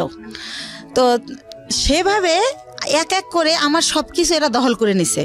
তো এর মধ্যে আমার ছেলেটা তো মাশাল্লাহ বড় হয়। তো এর আগে আরেকটা কথা ফেলাই যায়, 2009 সালে আমার ছেলে একটা মুক্তিযুদ্ধের গানের উপর নার্স করে বৈশাখী টিভিতে, ওইটা দেখার পরে ওরে অনেক চ্যানেল থেকে ডাকে। তো তারপরে আমি ওরা অনেক কিছুতে ভর্তি করি। তারপরে হচ্ছে ও 2009-এর শেষের দিকে বাংলাদেশ টেলিভিশনে একের পর এক প্রোগ্রাম করে।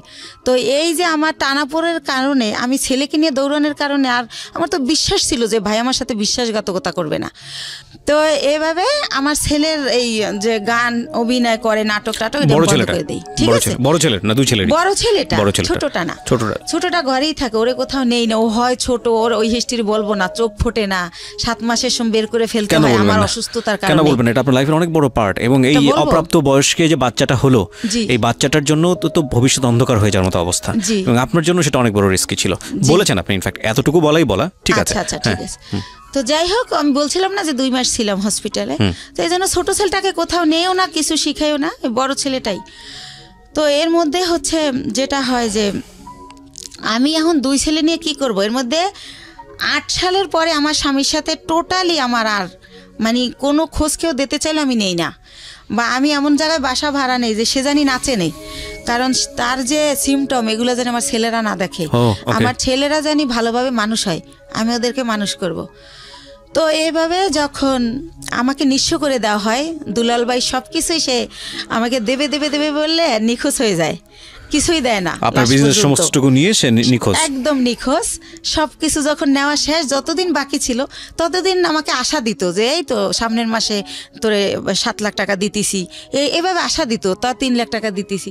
পরবর্তীতে আর আমার কিছুই দেয় না, সে নাই হয়ে যায়। তো তখন আমি মেন্টালি এতটা ডিজাস্টেড হয়ে যাই, আমি পাগল হয়ে যাই টোটালি। আমি রাস্তায় রাস্তায় শুধু শুধু হাঁটি।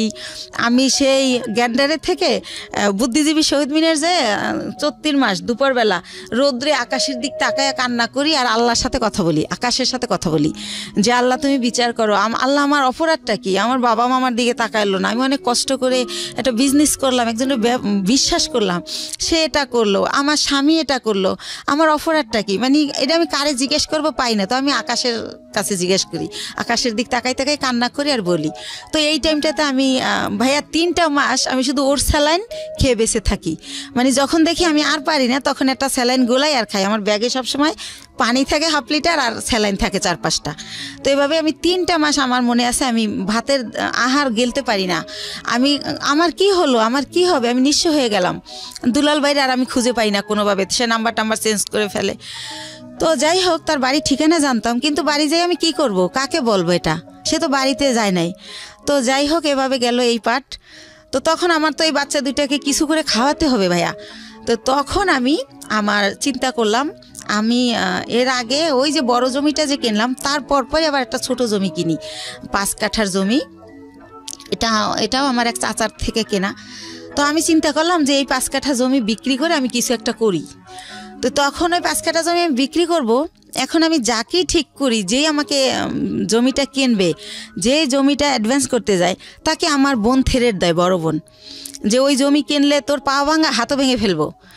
লাস্ট পর্যন্ত আমার সৎ কাকা কিনবে, কালকে আমাকে 1 লাখ টাকা দিবে। আজ রাত 12টার সময় আমার কাকার নামে একটা মিথ্যা মামলা দিয়ে তাকে অ্যারেস্ট করানো হয়।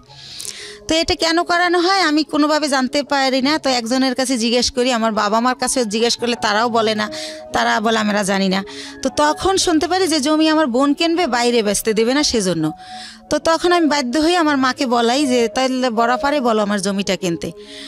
তো এর মধ্যে আমি শর্টকাট খুলে একটুখানি বলি, আমার বড় দুলাভাই বাংলাদেশের 20 জন ধনীর একজন, উনি বিশাল বড় লোক। তারপরে আমার ইমিডিয়েট যে ছোট, সে সৌদি আরবে বিজনেস করছে 25 বছরের মতো, সেও অনেক ভালো অবস্থায়। তো এরাও কিন্তু বড় লোক। তো আমার সেজো ভাইটাও মালয়েশিয়াতে ইঞ্জিনিয়ারিং পোস্টে গেছে উনি, সেও অনেক টাকার মালিক, আল্লাহর রহমতে অনেক ভালো পজিশন তার। অথচ এই যে আমি যখন তাদেরকে জানালাম যে এরকম দুলাল আমার সব মেরে পলাই গেছে, এখন আমার মৃত্যু ছাড়া উপায় নাই, আমার ঘরে ভাত নাই, আমার ঘর ভাড়া দেওয়ার মতো টাকা নাই, মানে এগুলো যখন প্রকাশ করলাম, তারা আমাকে খুব অপমানজনক কথাবার্তা বলল সবাই। মানে কোনোভাবে কেউ 5 টাকা দিয়েও আমাকে হেল্প করলো না। তো তারপর আমি ডিসিশন নিলাম জমি বিক্রি করার। এখন আমার বোন জমি কিনবে, কিন্তু সে কিন্তু আমাকে 5,000 টাকা দিয়ে হেল্প করলো না।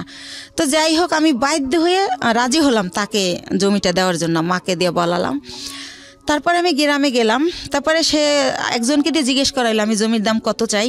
তা আমার মা আমার শিখিয়ে দিল, তুমি বললো যে আপা তোমার যা ইচ্ছা তাই দিও, তাহলে তুমি বেশি পাবা, দাম টাম চাইও না। তো আমার মার কথাই আমি আমার বোনকে বলি, ওই যাকে দিয়ে বলায় তাকে বলি।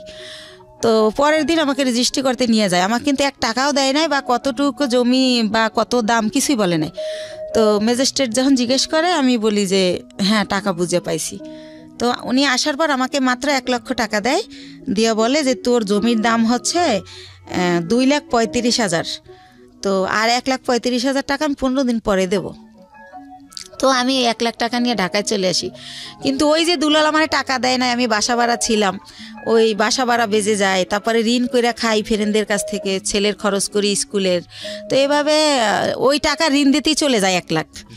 তো তখন আমি ব্যবসা আবার কিভাবে করব? তখন আমি আবার আমার বোনকে বলতে বলতে আমার মা বলে যে তুমি বাড়িতে আসো। আবার যাই, তখন আমার বোন আবার আমাকে 1 লাখ টাকা দেয়, দিয়ে বলে যে এই 35,000 টাকা বাকি আছে, এইটা তুই চাবি না, ফোন করে কখনো বলবি না, আমার যখন হবে আমি তোরে ফোন করেই বলবো, তখন তোরে দিয়ে দেবো।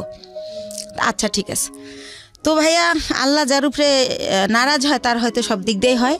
তো তখন উনি 1 লাখ টাকা দেয়, ওই টাকাটাই না আমি ইন্ডিয়ার ব্যবসা শুরু করি।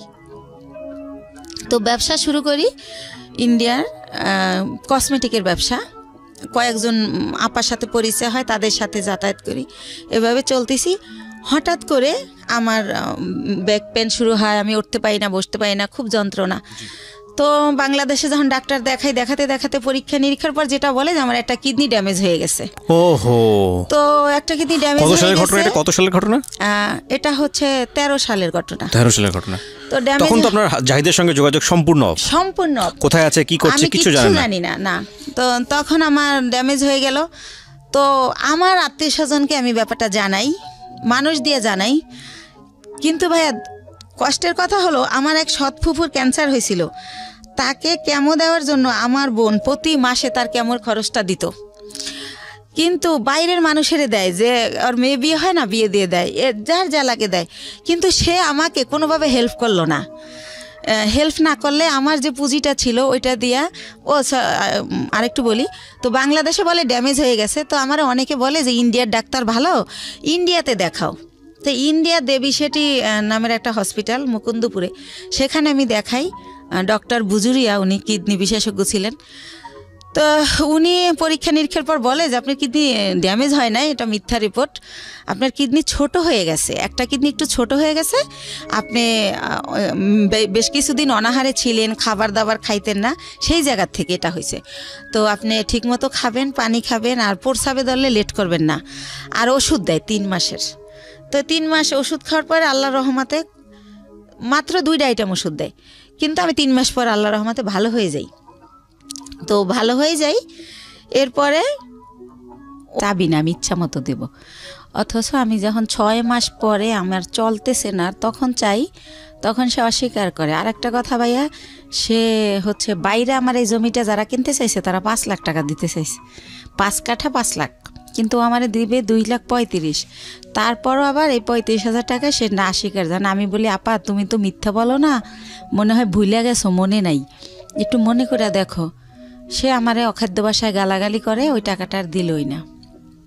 তো এইভাবে যায়। আর একটা কথা ভাইয়া, সে তারা মনে হয় নাম কেনে, শববরাতের পরে টেরাক বইরা গ্রামে গ্রামে কাপড় লুঙ্গি সবাইকে দেয় প্রতি বছর।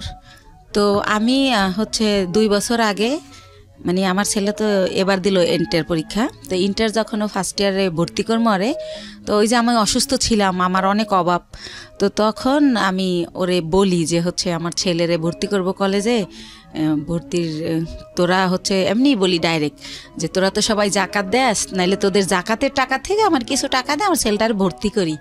তো আমার 1 ভাই আর 2 বোনরে বলি। তো তারপর তারা আমার যেটা জানায় যে হাদিসে আছে যারা ব্লাড কালেকশনের, এদেরকে জাকাত দিলে জাকাত কবুল হয় না। এটা আমার জানা মতে এটা একটা ভুল ইনফরমেশন। এটা তো ভুল, জি জি, এটা আমিও জানি এটা ভুল, কিন্তু তারা এটা বলে। যাই হোক, তারপরে আমি যেমনি হোক ছেলেকে ভর্তি করি। তো এভাবে আবার ভর্তি করার পর বই কেনা হয় না দেখে ছেলে কলেজে যায় না, ছোট বোনের বাসায় একটা অনুষ্ঠানে যায়, সেখানে আমার যে ইমিডিয়েট বোনটা ও আসে। তো ওরে বলে যে তুই কলেজ যাওয়া শুরু করছিস? কয় না, আম্মু তো এখন আমার বই কিনে দেয় না, এই জন্য যাই না, যাবো কয়েকদিন পরে। আম্মুর তো অনেক সমস্যা, কি যে করব, মনে হয় কি পড়াশোনার দরকার নেই, একটা জব নিয়ে নিই। তো আমি তো ছোট মানুষ, আমার জব দিব কে? আমার বোন উঠে বলে কি যে তোর মার এত সম্পদ আছে, তোদের কিসের অভাব, সম্পদ বেচা তোরা পড়ালেখা কর, তুই বড় হলে চাকরি করবি। এত সম্পদ নাই ভাইয়া, মাত্র ওই যে বলছিলাম আপনারা যে 1 বিঘা জমি কিনছিলাম 45,000 টাকায়, ওইটা এখন হয়তো 15-20 লাখ টাকা দাম উঠছে বাইরে, কিন্তু আত্মীয়রা কিনলে আবার দিব আর দেখতাম। তো এছাড়া আর নাই। তো এটা বলে আমার ছেলে খুবই কষ্ট পায়।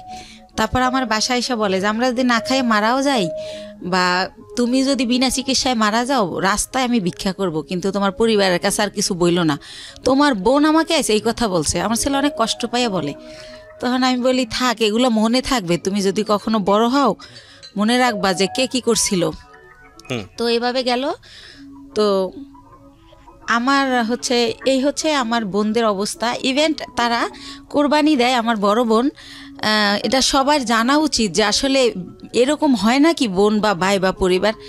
আমার বড় বোন যেহেতু আমার বাবার দেশে অনেক জমি তার কেনা, সে কারণে সে কিছুদিন থাকে বরিশাল, কিছুদিন থাকে ঢাকা, ঢাকায়ও তার বাড়ি। তো সে ঢাকায় একটা গরু কোরবানি দেয়, একটা দেয় হচ্ছে আমার বাবার বাড়িতে, একটা দেয় আমার গ্রামের এক কিনারে হচ্ছে একটা হাই স্কুলে বিলিয়ে দেয়। অথচ আমি আপন বোন, আমারই কিন্তু 2 কেজি গোশ দেয় না যে আমার বাচ্চারা কি খাবে।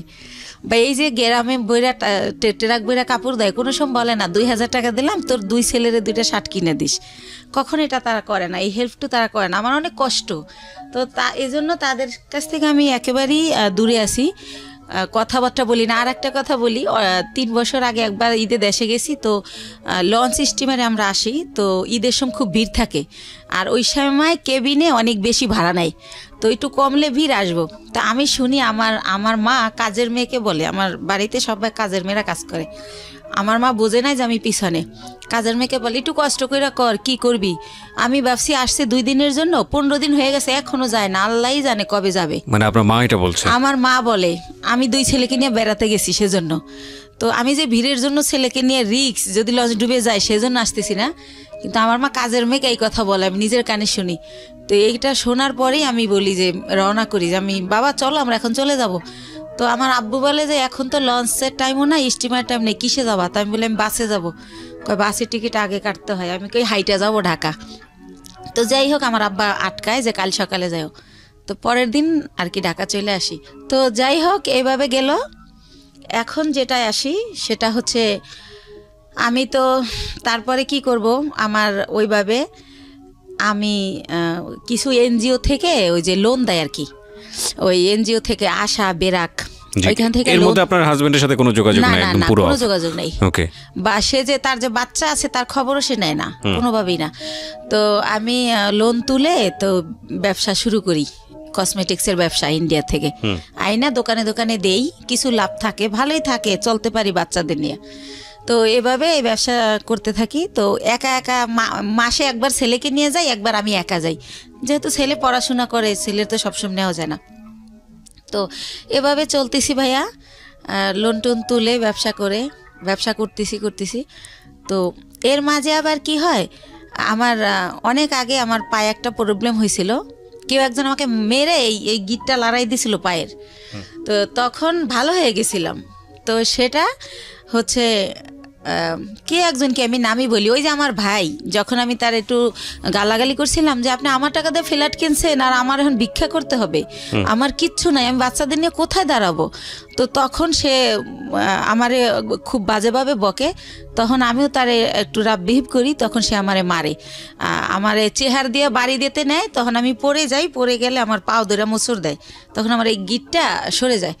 তো তখন আমি অনেক কান্না করি, আমার ছেলে খুব চিৎকার করে কান্না করে, আমার ছেলেকে আমি এত আদর করি মানে কি বলবো, আর আমার ছেলে ওরকম।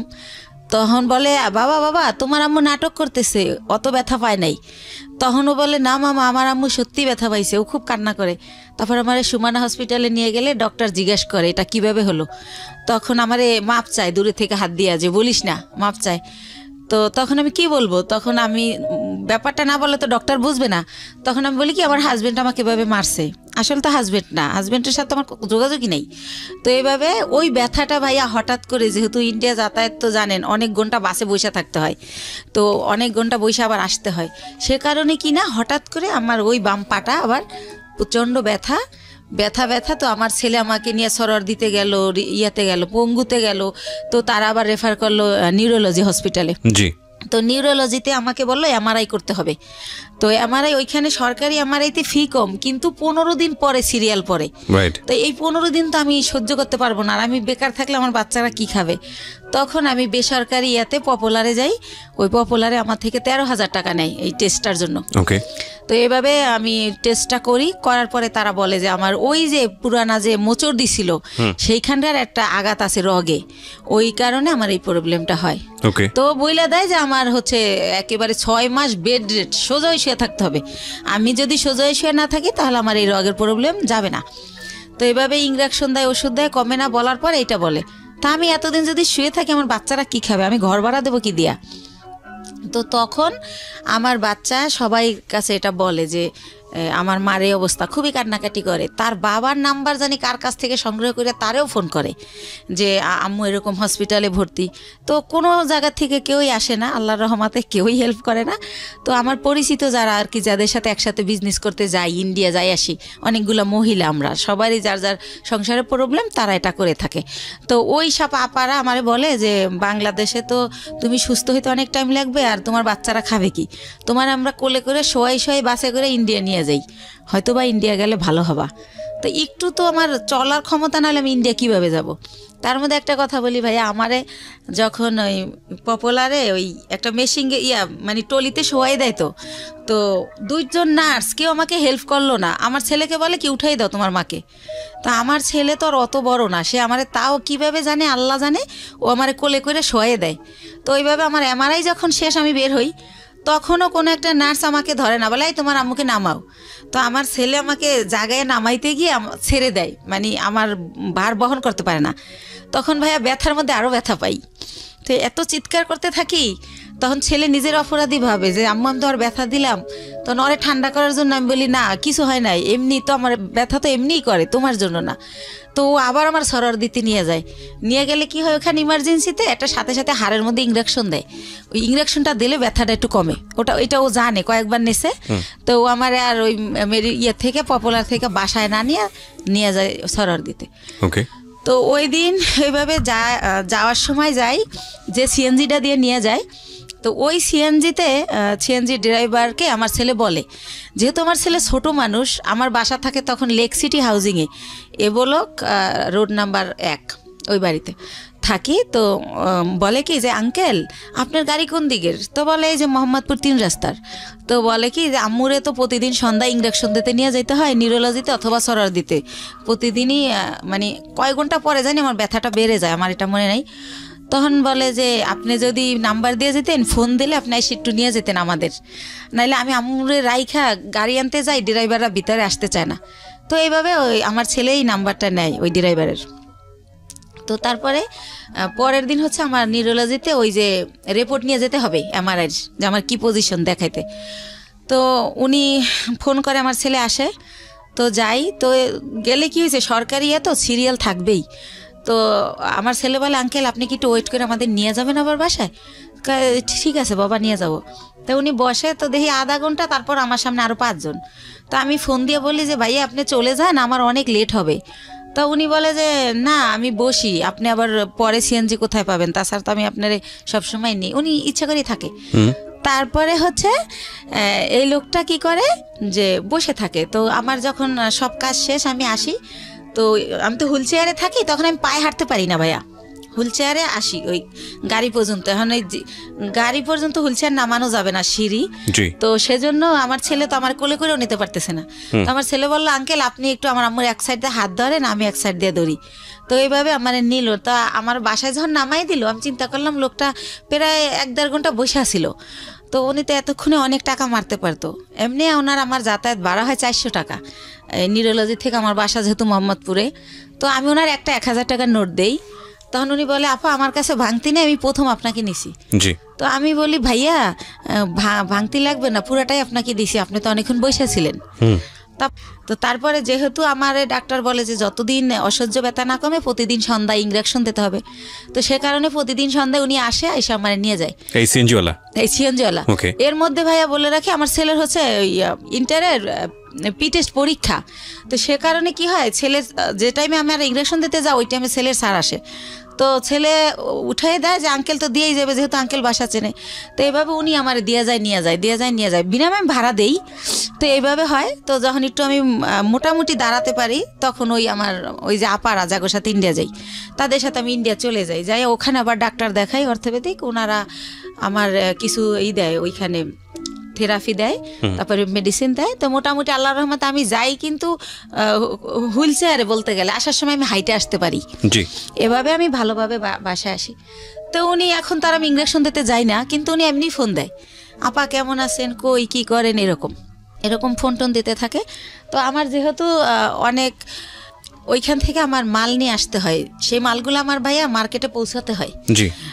পলোয়ালে, আপনার খদ্দর বাজার, এনএসকো টাওয়ার, কি ধরনের প্রোডাক্ট নিয়ে আসতেন?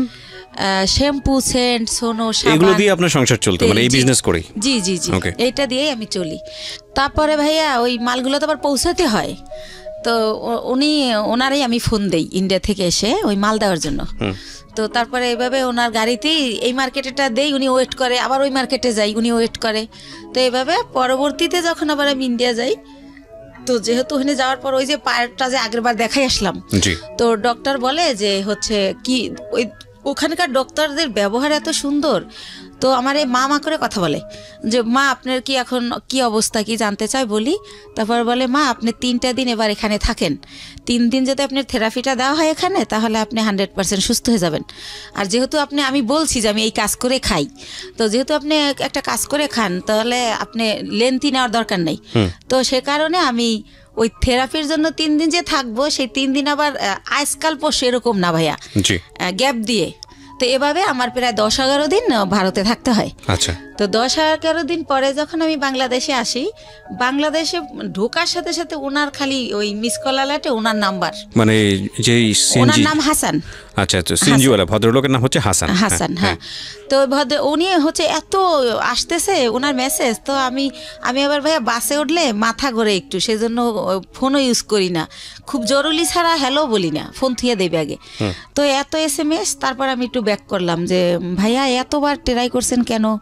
তো বললো আপনি কোথায় ছিলেন, মানে সে বলতে স্যার চিৎকার করে কাঁদতেছে, 11 দিন হয়ে গেছে আপনার কোনো খোঁজ নাই, আপনি কি মানুষ, আপনি এরকম পারলেন কি করে, এই সেই উনি ওনার মতো বলেই যাচ্ছে নন স্টপ। তো আমি বলি যে ভাইয়া আমি তো ভাবছিলাম 2 দিন পর আসবো, কিন্তু আমার অসুস্থতার কারণে আমার 11 দিন লাগছে।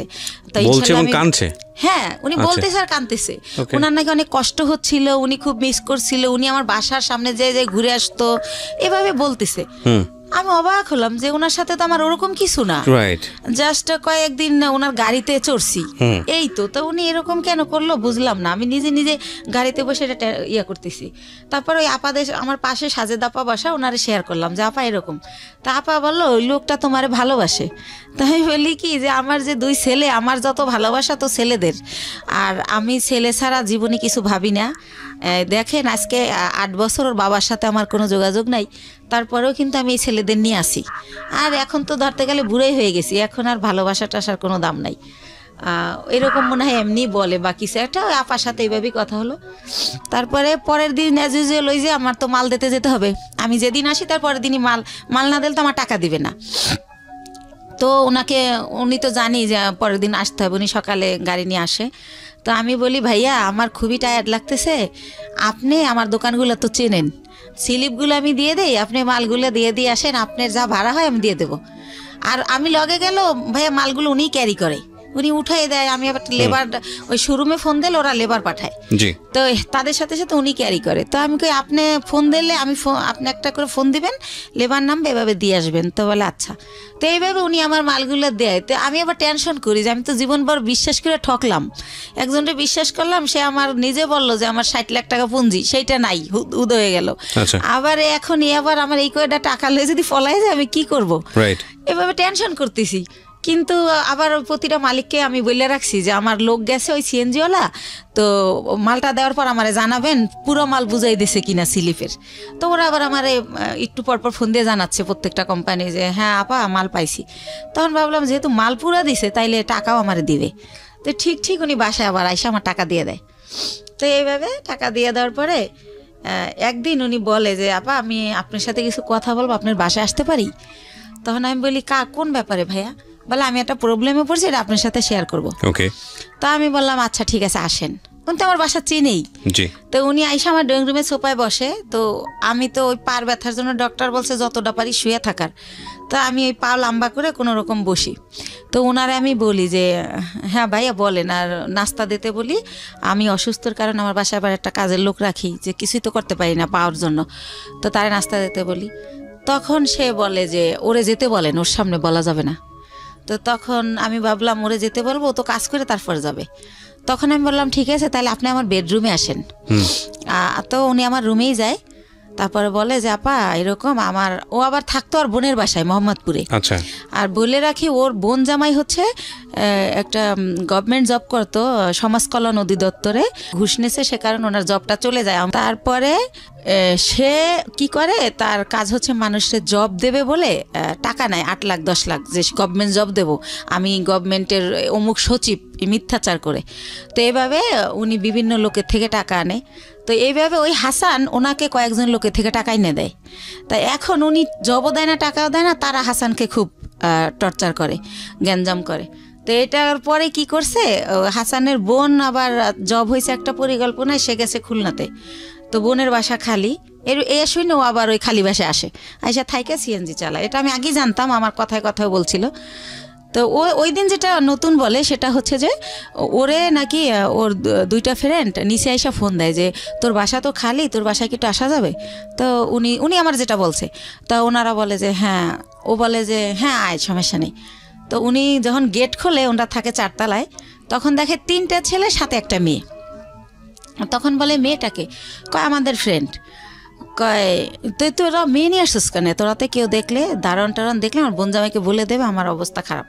তো বলে না, তোরাতে কেউ দেখবে না, আমরা আবার আধা ঘন্টা পর চলে যাব। তো তারপরে নাকি তারা ওই সময় ওই ইয়াবা নাকি বাবা কি জানি বলে, ওইটা খায়।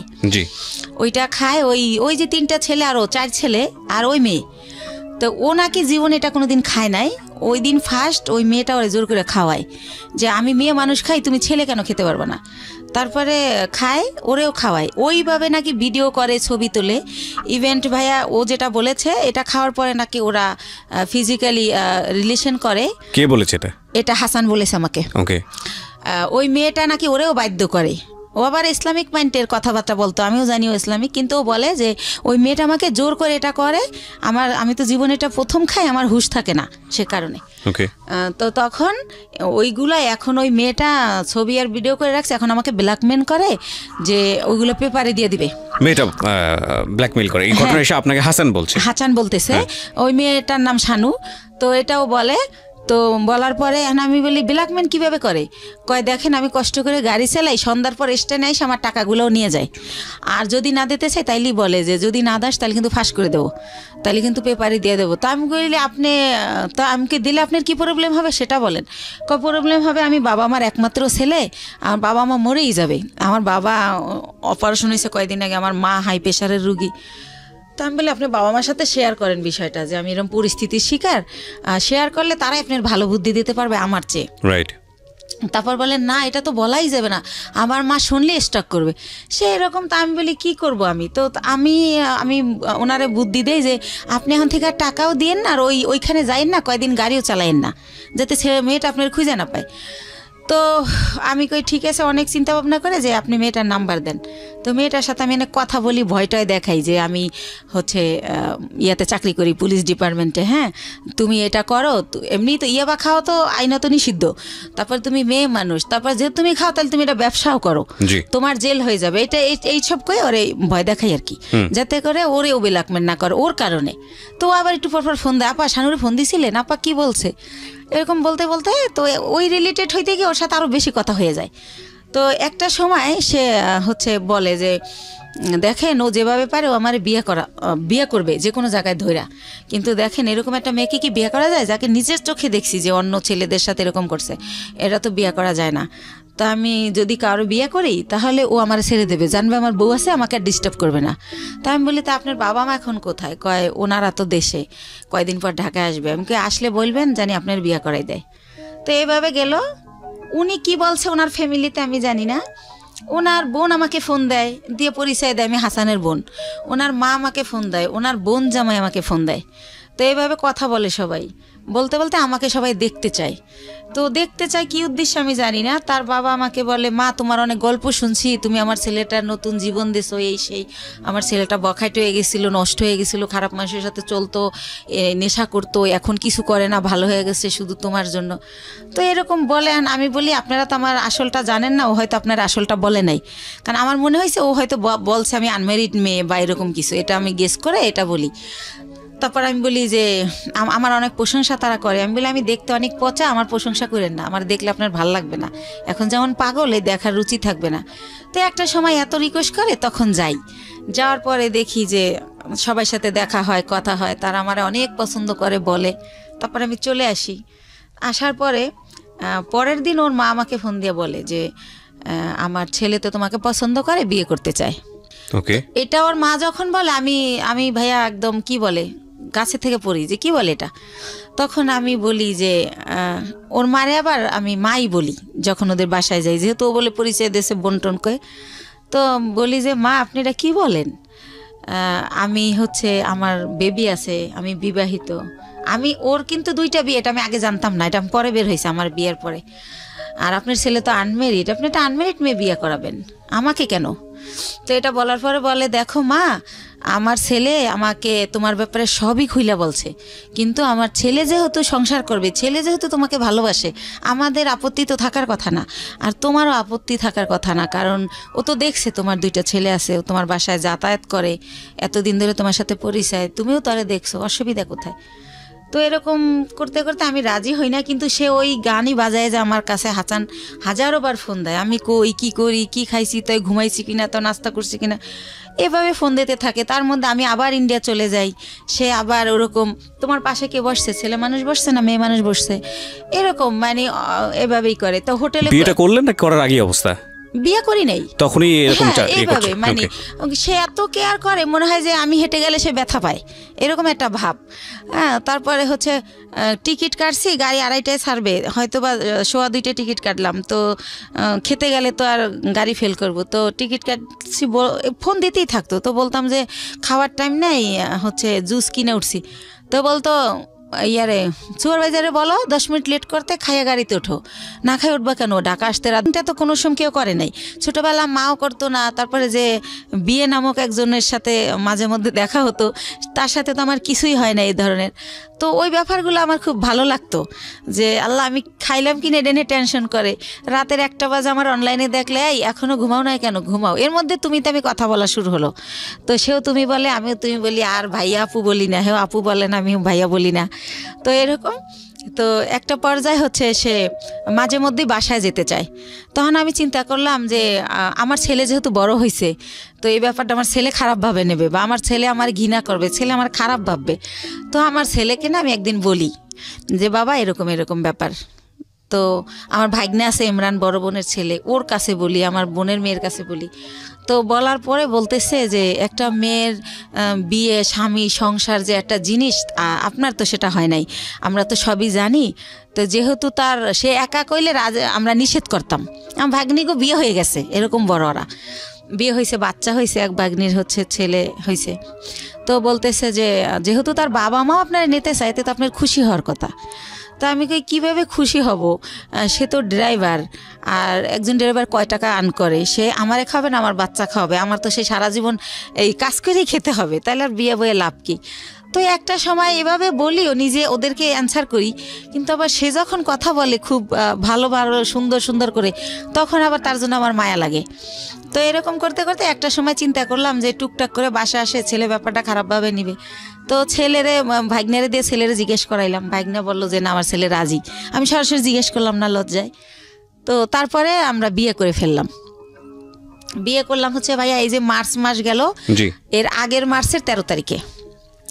তো বিয়ে করলাম বলতে এভাবে বিয়ে করার পরে সে আমার বাসায় থাকা শুরু করলো। আর হচ্ছে আমি বললাম যে সিএনজি আর চালাইও না, মানে একজনের ড্রাইভার আমার হাজব্যান্ড একটু লাগে, কারণ এইরকম ফ্যামিলির তো মেয়ে আমি না, হয়তো আমি ভাগ্যোদশে কষ্ট করতেছি। তো পরে ওর ভিসা, পাসপোর্ট করলাম, ভিসা লাগাইলাম যে আমার সাথে সাথে ইন্ডিয়া যাবা, দুইজনে মিলে ব্যবসা করি। আরও একটা চিন্তা করলাম ভাই, এই ব্যবসায় হচ্ছে অনেক মাল তো ওয়েট হয়, একটা ছেলে আসলেই দরকার হয়। যেবার আমার ছেলে আমার সাথে যায় আমি একটু অনেক শান্তি পাই, আমার কষ্ট কম হয়। ছেলে না গেলে 4-5টা ব্যাগ আমার যদি লেবার না পাই আমার ক্যারি করতে হয়, অনেক কষ্ট হয়। তো সব কিছু মিলে টিলে ভাবলাম যে ঠিক আছে, ওর ফ্যামিলিও ছোট, 1 ভাই 1 বোন, বোনেরও বিয়ে হয়ে গেছে, বাবা মাই তো আছে, ঝামেলা নাই, করে ফেলি। তো এইভাবে যাই হোক বিয়েটা হলো, খুব ভালো, শ্বশুর শাশুড়ি খুব ভালোবাসে। তো এরপরে রোজা চলে আসলো, ঈদের সময় আমি শ্বশুর শাশুড়ি সবার জন্য গিফট টিফট কিনলাম। শাশুড়ি আবার বলে বলে দিল তার বোনের ছেলে, বোনের মেয়ে, তাদের যত আত্মীয় আছে সবার জন্য কিনতে, বাস কিনলাম, তো দিলাম। তো আমার শাশুড়ি আবার আমার 2000 টাকা দিল একটা ড্রেস কিনতে। আর আমার হাজব্যান্ড এর মধ্যে ভিসা পাসপোর্টের কাজ চলতেছে, সে আর যায় না এতদিনে ইন্ডিয়া, তারে সব কিছু দিলাম। প্রতিদিন তারে 500-1000 টাকা পকেট খরচ দিচ্ছি, মানে দিয়ে রাখতেছি, যখন শেষ আবার দিচ্ছি, এরকম এভাবে চলতেছে। তো তারপর আমি আরও একবার গেলাম একা। তো এর পরের বার সে আমার সাথে গেল। তো যেহেতু সে আমার সাথে গেল, এখন যদি ভাইয়া যেখানে ব্যবসা করি সবাই আমাকে অনেক রেসপেক্ট করে। এখন যেহেতু তার ছবি আছে আমার কাছে, আপনারা চাইলে দেখতে পারেন, কাবিনটাও আমি নিয়ে আসছি, চাইলে দেখতে পারেন। 20 লক্ষ টাকার কাবিন করা হয়েছে আমাদের বিয়ের যে খরচটা, ওটাও আমি দিছি, কারণ ওর তো টাকা ছিল না। তো ওর মাই শিখাই দিছিল যে 20 লক্ষ টাকার কাবিন করবা, না হলেও যদি পরে আবার কেউ বিয়ে টিয়া করে কম টাকার কাবিন থাকলে বেশি হলে আর করতে সাহস পাবে না।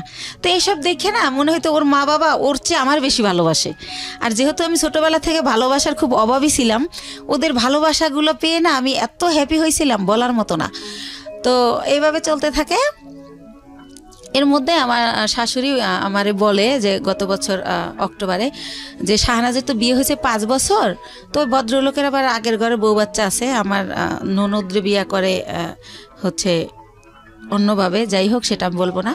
তো যাই হোক পরে বলে যে ওর তো অনুষ্ঠান করা হয় না, দেশের কেউ জানে না, তো এবার ডিসেম্বরে তোমার আর ওর অনুষ্ঠান একসাথে করবো আমরা। ডিসেম্বরের 26 তারিখে ডেট করছে। তো আমি বললাম আচ্ছা ঠিক আছে। আমার শরম, আমি আবার এটা বললাম যে মা আমারটা করেন না, শাহনাজেরটা করেন, যা যা করার আমি করব, টাকা পয়সা যা লাগে আমি দেবো, কিন্তু আমারটা করেন না, আমার লজ্জা লাগে। আচ্ছা। তো এটা আমি বলার পরে উনি হচ্ছে অনুষ্ঠান, তখন কি আপনার মানে জাহিদ তো আগের হাজবেন্ডের নাম, হ্যাঁ ওর সাথে কি ডিভোর্স হয়ে গেছে নাকি? জাহেদকে ওইটা আমি বলি না ভাইয়া, জাহেদকে আমি 14 সালে ডিভোর্স দিই। 14 সালে ডিভোর্স দিয়ে দিয়েছেন? ডিভোর্স এর জন্য দেই যে আবার কখন হুট করে আইসা দাবি করে, সেজন্য আমি 14 সালে ওরে ডিভোর্স দিয়ে দেই। ওকে। তো ও কি করে যে এভাবে বলে, তো বলার পরে লিস্ট আসতে থাকে, যেহেতু বিয়ে বাড়ি, বিয়ে করা গ্রামে অনুষ্ঠান করবে, এটা লাগবে সেটা লাগবে। তো আমি যখন ইন্ডিয়া যাই আমার ননদ ফোন করে বলে যে আমার জন্য লেহেঙ্গা আনবা, আমি বিয়ের দিন পরবো। তো তার জন্য আমি অনেক সুন্দর দেখে একটা 12,000 টাকায় লেহেঙ্গা কিনে নিয়ে আসি। তারপরে যা যা বলে মোটামুটি, এবার আমার শাশুড়ি আমার লিস্ট দেয় যে আমার দাদি শাশুড়ি, আমার নানি শাশুড়ি, আমার মামা শ্বশুরের শাশুড়ি, সবার জন্য কাপড় কিনতে বলে। এটা কি তাদের এলাকার নিয়ম কিনা আমি জানি না, আমাকে কিনতে বলে, তো তাও আমি কিনি। আর এর মধ্যে ভাইয়া একটা কথা বলে রাখি, হাসান আমার বাসায় যখন যায়, সিএনজির যে কালারের জানেন তো ড্রেস, তো ওই কালারের একটা প্যান্ট থাকে নর্মাল, আর ওই সিএনজির একটা শার্ট, এইটা পরে কিন্তু আমার বাসায় যায়। কিন্তু এর মধ্যে ওরে আমি অনেক প্যান্ট শার্ট, অনেক ঘড়ি, যা বলেন মানে সুন্দর দেখানোর জন্য যা যা প্রয়োজনীয়, কমপ্লিট স্যুট, শু, মানে ওর পুরো গেট আপ টেট আপ আমি চেঞ্জ করে ফেলি। তো ওর বোন দেখে বলে আল্লাহ রে, আমার ভাবি, আমার ভাইয়ারে তো রাজপুত্র বানাই ফেলাইছে আমার ভাবি, আমার ভাইয়ের এত সুন্দর লাগে তা আগে বুঝতাম না, এভাবে সবাই বলে। তো এইভাবে চলতে থাকে। আর আমি তো ভাইয়া কষ্ট করি ঠিক আছে, কিন্তু আমার ছেলেরা তো ওইভাবে বড় হয় নাই, তো আমি ভালো বাসায় থাকি, আমার বাসায় 2টা দারোয়ান, আমার ওরকম ফ্ল্যাটে আমি থাকি হাইফাইভাবে। তো ফ্ল্যাটে যেহেতু যে বাসায় উনি এভাবে যাওয়ার পরে তারা তো সন্দেহ করবে যে এই পুরুষটা এর বাসায় ঢোকে কেন, আমার নেগেটিভভাবে নিবে। তো তাদেরকে আমি পরে বলে দেই যে ভাইয়া ওকে আমি বিয়ে করে ফেলছি, এরকম হয়। আবার আমি যখন ইন্ডিয়াও নিয়ে যাই দেখি কানাকানি করে মালিক কর্মচারীরা যে একে, কারণ আগে তো আমি যেতাম, আমার সাথে আমার ছেলে যেত, তখন যদি ভাবে যে আপনার ছেলের বয়স কত ছিল যখন ওই ভদ্রলোককে বিয়ে করলেন হাসানকে? এই তো 1.5 বছর আগে, আমার ছেলের তো 2001-এ জন্ম, 18 চলে। তো ওরা রাজি ছিল বিষয়টা নিয়ে? হ্যাঁ রাজি ছিল, যে হাসানকে তারা বাবা হিসেবে নিতে চাচ্ছে বা এরকম। বাবা বলে না, আঙ্কেল ডাকে, কিন্তু আপনার হাজবেন্ড হিসেবে অনুমতি দিছে। আচ্ছা ঠিক আছে, ওকে। তো কি করে না, অনুমতি না দিলে তো আমি করতেই পারতাম না, করতামই না, সত্য কথা যেটা, আমার সন্তান সবার আগে। তো তারপরে আমি দেখি ওরা কানাখোসা করে, তখন আমি ভাবি যে আমার সম্মানটা তো নষ্ট হয়ে যাবে। তো তখন আমি মালিককে ডেকে বলি যে ভাইয়া কানাখোসা করার কিছুই নাই, ও আমার কোনো বয়ফ্রেন্ড না বা কোনো অন্যরকম কিছু না। ভারতে আবার অনেক মেয়েরা কি করে ভাইয়া অন্য একটা ছেলের সাথে চলে যায়, তো এরকম একটা প্রবাদ আছে। তখন আমি বলি ভাইয়া আমি তো রিসেন্টলি বিয়ে করে ফেলছি, ও আমার হাজব্যান্ড, এভাবে ইচ্ছা